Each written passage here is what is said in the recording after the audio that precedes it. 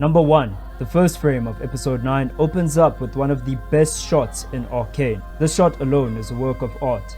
Jinx is framed by using light emitting from Silco's window. Her hair follows the circular pattern of the window, creating what I would call a work of art. For the first reference, I believe they looked at Ophelia from Hamlet, who drowned in a river after losing a loved one like Jinx. It's left ambiguous whether Ophelia died intentionally or whether this was all just a great accident. Jinx's hair over here is painted to mimic famous paintings like Botticelli's Birth of Venus, with the last reference being this shot from David Ayer's Suicide Squad, with a circle of weapons surrounding the Joker. Given what this scene is meant to imply in terms of Jinx, the weapon circle around the Joker and Ophelia herself are peak references, and I'm sure other people have found other works and pieces of art that might mimic this scene, but these are the two which stood out the most for me. Her hair is also kind of akin to Medusa, but that's just me. We soon learn that Jinx's hair was organized this way to symbolize the energy from the Hextech gemstones that she uses. Pulling back this imagery at this point is a reminder that Isha died using the gemstones while trying to save Jinx herself. We keep seeing Jinx's pink X scattered around all of the scenes in Arcane, and just because I won't get a chance to revisit this, the X Jinx uses is Roman numeral 10, while Vi as in VI stands for 6, and Echo would be 12 because of the numbers on a clock, which are, you guessed it, usually written in Roman numerals. Now if you take the two K's in Echo's name, you can also switch them up to make the Roman numeral 12, provided you invert one of the K's to form your X. It kind of looks like this already in his true damage skin design. The previous point about Jinx's X being equivalent to the number 10 is very relevant here. It's probably why they show 10 Hextech gemstones in this scene. The last drop, like any other bar, has always been a place where the bartender would pour drinks, but in this scene, Jinx pours gasoline as a parallel to that. It's not really the orange color that Vander would pour, but it's close enough for us to draw the parallel and for the writers to have been intentional enough to know what they were doing here. This is Silco's chair that Jinx is burning, which should be obvious. The smart thing they've done here is that in episode 2 of this season, Jinx actually foreshadows this moment when she says this. Watch it all burn. This is also one of the most beautiful and intelligent shots in Arcane. As the glass breaks, Jinx's broken image is framed within shards of glass that look like fangs of a dog, a bear, or a wolf. Given what happens later on in the episode with Warwick, this is classy. If you listen to the conversation between Echo and Jinx, but remove the blasts in between, you actually get a coherent conversation between them, with Echo shouting, "Wait!" every time Jinx is about to pull the pin. But from her perspective, she never really follows through because she's curious to hear what Echo is going to say. See if I can talk an old friend out of blowing us up. Using the phrase blowing us up is enough to make Jinx stop her attempts to try and pull the pin on her chompers. She also sees the monkeys, which are synonymous with her character, in Echo's Z drive. So she's curious to see where Echo is going with this. Someone worth building it for. Echo's someone worth building for remains ambiguous. This could be Vi, this could be Jinx, this could be Echo himself, but I think the most likely thing he meant was Jinx herself, followed by maybe Zorn itself, building a better community for everyone so her story wouldn't repeat.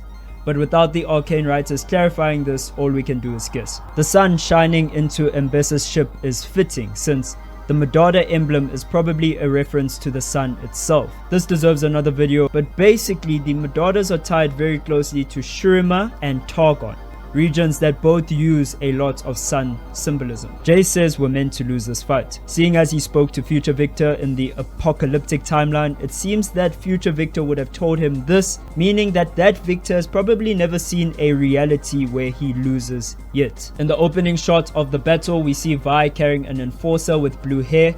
We later get confirmation that this character is good. We can see that Mbessa has finally dropped the Kiraman emblem that she had adopted, and she is now purely just using the Madada emblem. Again, the Noxians charging in with their masks, and the enforcers also wearing masks defending look very similar to the minions in League of Legends. This is with the Noxian forces having a mix of melee and ranged minions as well. It cannot be a mistake. We can actually see Mel giving orders on the battlefield, which felt extremely weird and out of place to me at first. But then I considered that she's literally the daughter of a matriarch warmonger called Mbesa Madada, and then it all made sense. She's definitely seen a battlefield before, and she's definitely heard her mother bark orders before. So this is natural to her. Loris is manning the Hex Tech weapon we saw in the last episode, which fires shipping crates of all things. I like this a lot because it shows that Piltover is not a region well versed in war. They've had to adapt by transforming their transportation and shipping devices into weapons. Here's the musician I mentioned from the last episode, and we'll continue to see him in more and more scenes as the episode progresses. I said this in my video about episode 8 as well. They seem to be building him as an important character in this universe in totality. But for now, he seems to be just used as a very good example for the average enforcer going through this war that Mbesa has brought to Piltover's shores. And we can finally see Mbesa using the weapon she uses in League of Legends. It's these curved blades with chains attached to them. It became super frustrating to me that the choice to enhance Caitlyn's rifle with Hex Tech seemed more like a nerf to her in this scene as it played out.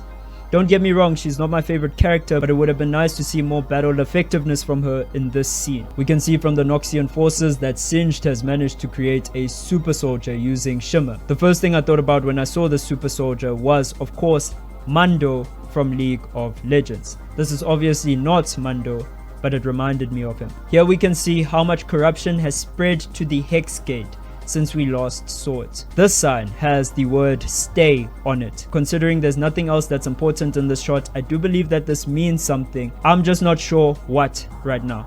If anyone can clock it, let me know. Next to Caitlyn, we can see the guy with tattoos who allowed his wife and his child to get away from Piltover while he stayed behind to defend it. Caitlyn releases the grey on Mbesa's forces, and we also do finally get to see her rifle being used effectively in combat. Thumbs up for that. Now, Maddie's great betrayal has become a huge topic of speculation, lots of theories around it, with the big question being, when exactly did she turn on Caitlyn? And was she always working with Mbesa or not? For me, moments like the memorial become way more interesting. For example, where does Rennie get the enforcer uniform from? Yes, from Mbesa, but where does Mbesa get it from? And of course, we have Maddie being the first enforcer to start beating her chest during Caitlyn's coronation. That probably helped Caitlyn secure that bag. And there's also a few other things in the story that I'm sure you'll notice now. But yeah, we'll probably just cover that in another video. It's gonna take too long. Mbesa has stood in front of these red Noxian sails before, but the previous time it was a painting that Mel had made of the immortal Bastion. In season 1, Mel also spilled gold paint all over that painting, which now makes more sense since her magic is gold. The reason why the Noxian sails are in a triangular design is because it's a Noxian design theme based on their core principles: vision, might, and guile. So that triad of leadership is being represented in how the ships are designed as well. Mel wearing white here is very important.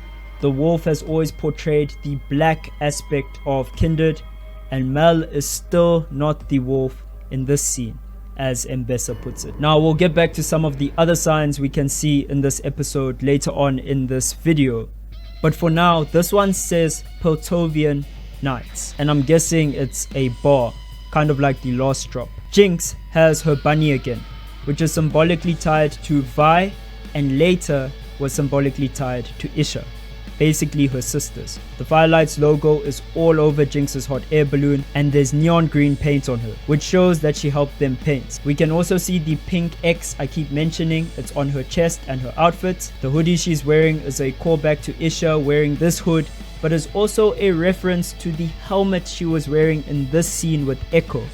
Her hood can also be looked at as another reference to Baron Nashor from League of Legends. It kind of looks similar to his design. This shot also has her dolls of Clagor and Milo. This building in the background says Stock Exchange, but also seems to have an emblem from one of the noble houses of Piltover. My best guess is that it's this house, whichever this house might be. I'm guessing Pharos, but we'll see as time goes. The bunny ears on Jinx's hot air balloon are a direct tribute that she chose to make to Isha. The yellow X and the spiral pattern also add to this tribute, as they were both on Isha's helmet. If we pause this frame as Jinx arrives, we can see what has become her iconic calling card in the series, which is the smile and the pink X's. This basically means Jinx is back. Jinx wearing face paint is a nod to the other character who wears face paint, Echo. It's a nod to her relationship with him, which doesn't get expanded on in this episode very much, which is a pity because this scene needed a little bit more context to make it work. Echo also has one of Jinx's pink X's painted on his chest,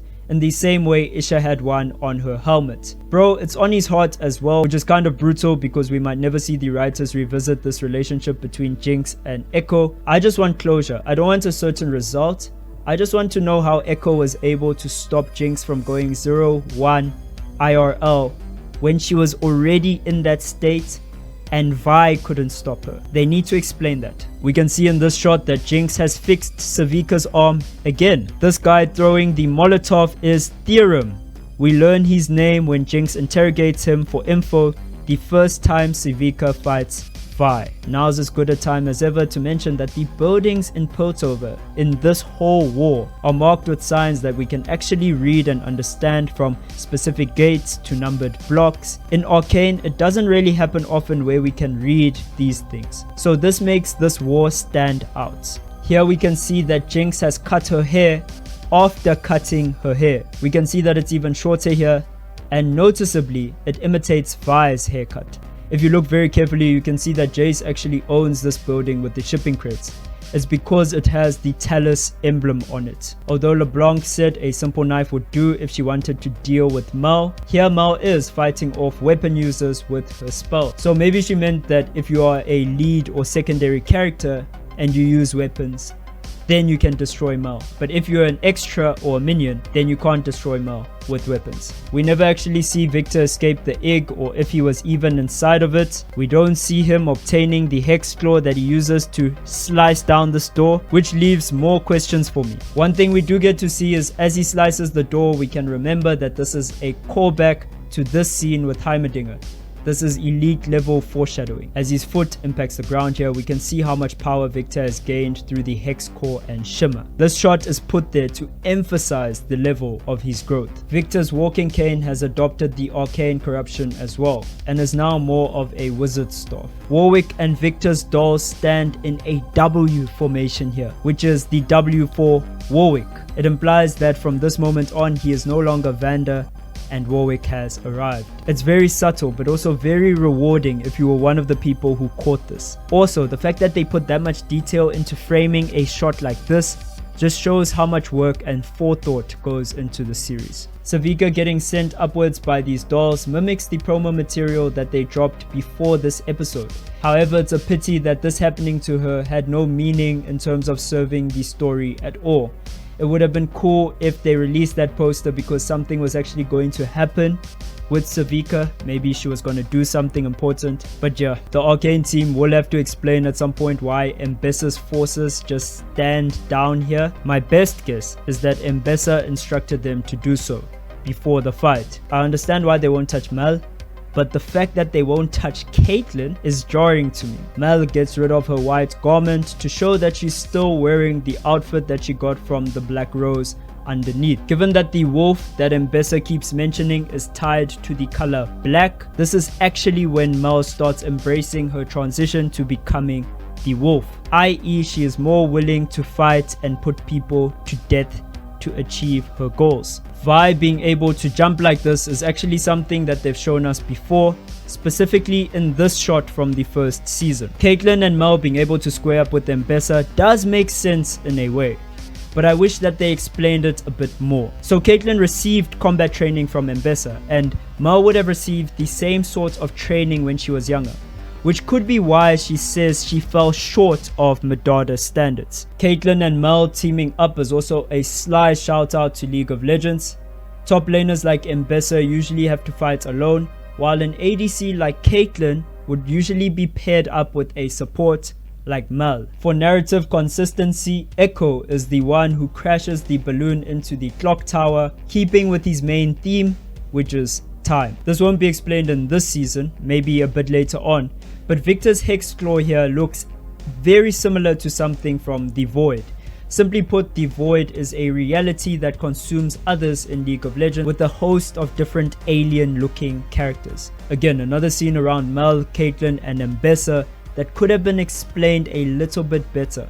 What they could have done was reminded us that Mbessa believes in the fourth Noxian principle, which is sacrifice. This would equate her to the leaders of the other three principles, Vision, Guile and Might, which is Darius, Swain and some suspect it's LeBlanc. We get to see this principle of sacrifice being demonstrated in this scene. Caitlyn sacrifices her eyes to give Mel a chance, whereas everything Mbessa has sacrificed so far was to turn Mel into the wolf. She wanted Mel to have the capability to fight the Black Rose and any other adversary she'd meet. She once told Mel that she'd give her the world if she could prove she had the capacity to take it for herself, which is a self-fulfilling prophecy, ironically. We can see that Mbessa dies in peace knowing that her daughter is who she wanted her to be. This is Mbessa's great sacrifice. The fourth principle. People are also confused about this LeBlanc interaction. People are saying Mel should have not been able to defeat LeBlanc. From what I can tell and from what I 100% know, LeBlanc is still very much alive. This item was just a sort of trap to get to Mbessa herself. Mel interrupts LeBlanc because she knows that the deceiver has other motives other than saving Piltover. So there's an aspect of LeBlanc's plan that actually fails here. Basically, Mel takes out her mother simply to protect Piltover, and that's it. LeBlanc wanted something more though. Again, it's never explained what, so this gets annoying. I'm pretty sure that this is all set up for the future seasons they have, but in terms of Arcane, it makes it feel a bit empty. Of all of the scenes and writing in Arcane, this LeBlanc, Mel, Mbessa and Caitlyn interaction was the weakest writing. I think it left 90% of the viewers a bit confused, wishing there was a bit more flesh to the story so we could understand what was going on a lot better. As LeBlanc stated in the previous episode, Mel is a counter to other mages' magic, meaning that even though her abilities are very new to her, she's still problematic for other mages like LeBlanc, which is essentially why she wins this exchange. Mel says that she sees LeBlanc's face, and we can take this literally. LeBlanc seems to want to operate as a faceless manipulator, but the fact that Mel now knows what she looks like is set up for future conflict between the two. Miss Medardha has just become a huge threat. Mel still loves her mother, which is understandable, and we can see that she finally understands what Mbessa's motives were. The Noxian forces salute Mel as their new leader, leading me to believe that Mbessa somewhat wanted a result like this to plan out. If she fails or falls in combat, then Mel would be the one to take her out and take over her forces. The final shot of this scene is beautiful and it's well thought out. This is what we wanted from the Arcane team. We can see the words arrivals and departures in the background of the shot. This is where airships fly from to see what? The rest of the world. So you have the world and the means to travel to the rest of the world in the background of the shot. And then in the foreground you have Mel and her new Noxian forces in front of the world. So this is basically Mbessa's promise being fulfilled, which is amazing, but most people are gonna miss it because they just didn't add enough for people to understand that that was what was going on. I assume that the birds Vi sees in the background here are crows. More on why, this is my assumption later. Echo is buried under Rumble close to some gears. Gears are a motif he's been tied to as well. We can see one on his baton. Other characters like Heimerdinger and Victor are also tied to this gear motif. In this shot we can finally see Vi and Jinx's hair and outfits matching up. The point of this is straightforward. The series is about them. We've never seen the sisters actually coordinate attacks and fights together. In this shot we can see that Jinx has combined her railgun Pow Pow and her rocket launcher Fishbones into one weapon. If you play the Jinx fixes everything minigame in League of Legends, we actually find out that this new weapon is called Rhino. We can also see that she's taken some of the Firelight's propellers to cool her weapon down, hence the green glow, which makes Jinx's design here a combination of Vi, Echo and herself. The series begins with Vander saving them on the bridge. It's poetic that it ends with him 2. In Vi's fight against Savika, Vanda's spirit tells her that she needs to work on her guard. Given that she manages to block these attacks from Arcane-fueled Warwick, she took that advice to heart.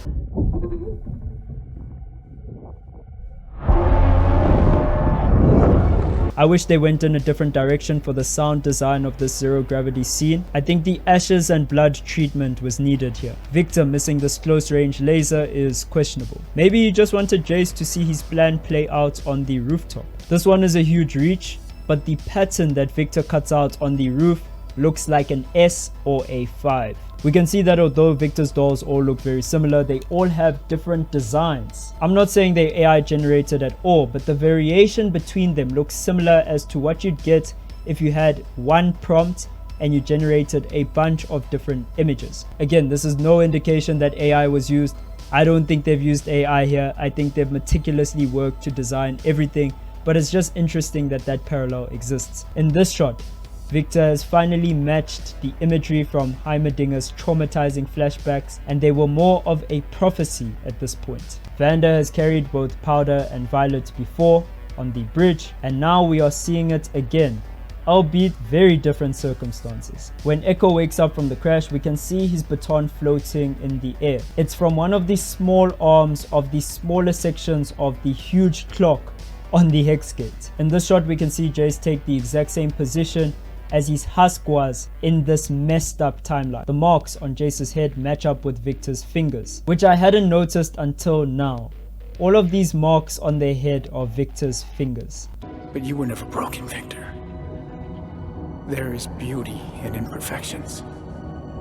They made you who you are. Jace's narrative here about imperfections is in exact opposition to Victor's new ideals. Jace is trying to talk to Victor because future Victor told him to do so. However, I'm not sure this was ever going to work. I'm pretty sure that this tactic would have ruined this world too, if it wasn't for Echo saving the day. Echo can be seen using his ultimate from League of Legends multiple times to reverse time in this fight. For some reason, it's on an extremely low cooldown.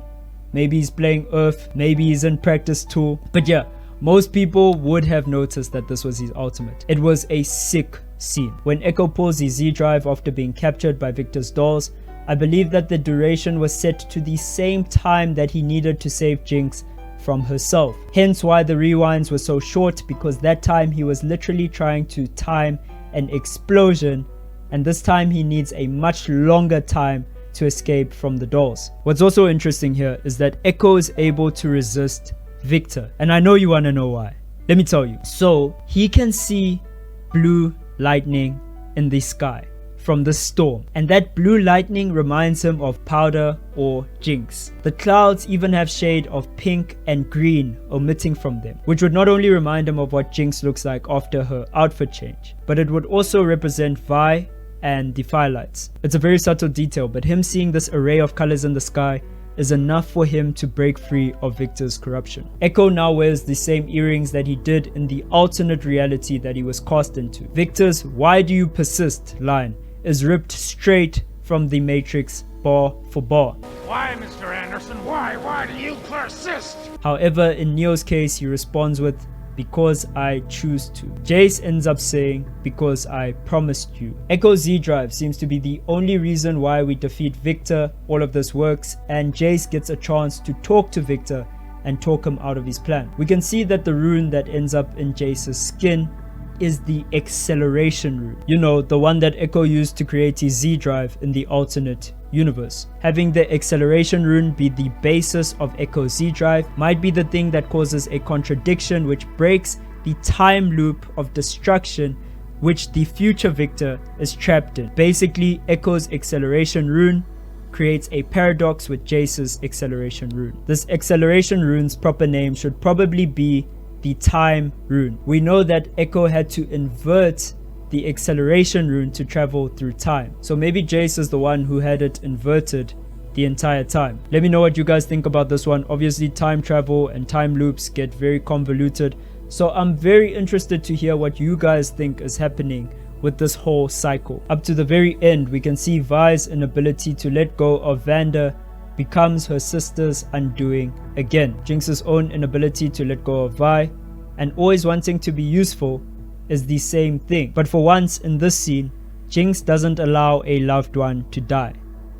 Well, kinda. So in my immediate reaction video to Act 3, everyone was very quick to point out to me that Jinx, in fact, does survive. And that's because we can see this pink stripe over here dart into one of the vents. Another clue is that later on in the episode, we can actually see Caitlyn checking the vents and she's smiling. And Vi seems rather unbothered for someone who's just lost their sister. If anyone was still in doubt that that bunny we keep seeing, you know, the one we saw earlier, was symbolic of Jinx and Vi's relationship, this shot is the confirmation. The explanation has finally come full circle. In this shot, we see the Arcane writers just being masters at what they do again. If you look closely on this compass, we can see that the north has been corrupted by the Arcane. If you've seen a map of Runeterra, you'll know that Noxus is to the north of Piltover, meaning that the next series will probably go to Noxus. We've already seen Riot give light confirmation of this by making League of Legends go to Noxus next year. Jace's mother is seen putting a name into the tributes. Even though Jace isn't effectively dead, he's pretty much gone from this reality, so his mother is in her right mind to do this. The guy with the tattoos, wife and child, are here at the memorial as well. We know that he passed away earlier in combat. His wife also has Janna tattooed to her. Now this one is more of a question about the person on the left of this shot. Is this not Camille? Maybe they snuck her in. This would be pre her augmentation. The tribute being held on the bridge is the first time we see Piltover and Zorn together. This might begin the healing process between the two nations, and also put the lid on any wars that could have played out after Mbessa and Caitlyn's dictatorship. In this shot, we can see that Scar has a child now, and we can also see that character who I keep saying is important pop up again. This one broke me a bit. Echo revisits the same spot he was with Powder on the last night he was in the other reality. You know, when he said, "I'll never forget this moment." We can also see that the Hex Gate wasn't there in the other reality, and what I assume is a Noxian building. Echo gives up a tribute for Jinx, meaning that he believes she's dead. There's a new council that has been formed, but from looks alone, this old lady does not seem to like that Savika is on the council. And we can see that Singed won Arcane. Mr. Determined, Mr. Persistent, Diligent, Singed managed to revive his daughter Oriana by using Victor. We can also see him in the mirror of this shot. The big thing to wonder though is what is going to make Singed take action now. Seeing as we're going to Noxus, we know that he'll be important, but hasn't he already achieved his goal of bringing back his daughter? So what will the motivation be from here? Ooh, I like this one. So here we get the confirmation that Swain was the one observing Mel and Piltover. What we see here is Swain getting his first view of what Hextech can do, and maybe what the corrupted Arcane component of Hextech can do. All sorts of power interest people who want power. His crow might even snatch this Hextech gemstone from Jace's hammer. In this shot, we can finally see Mel wearing Noxian red, but her earrings and shoes are still in line with the attire from the Black Rose. Noxian ships are being led by one of Jace's crows. This could just be Mel's ships going back to Noxus, but they could also have used a clever cut as misdirection, and this could be Swain. The tune that Vi was humming is the same one that Jinx sings on the bridge in the first episode of Arcane. Caitlyn having an eye patch by the end of Arcane was definitely not on my bingo card, and is definitely not in her current character design either. We'll see if they feel like restoring her eye somehow, or whether they're just going to stick with this choice. Her losing this eye is also a callback to Silco losing the same eye. There's a parallel there because they're both leaders whose decisions created worse conditions for the people underneath them. This airship is the last confirmation that Jinx survives. The shot of the airship syncs up perfectly with the shot from episode 1, and this cloud on the right is shaped like one of the birds that was on the painting of Jinx in episode 5 of season 2, which I now do believe those birds represent freedom. And finally, Arcane wraps up with the end flashing on screen for a split second. Of course, this is just the end to the Jinx and Vi story. The other characters will soon be brought to the spotlight as well in future projects. So there you have it, 105 things that you might have missed in episode 9 of Arcane. This one was stacked, and I'm pretty sure I must have missed 50 things that happened. Let me know about those 50 things in the comments. This is Loy signing off. Peace.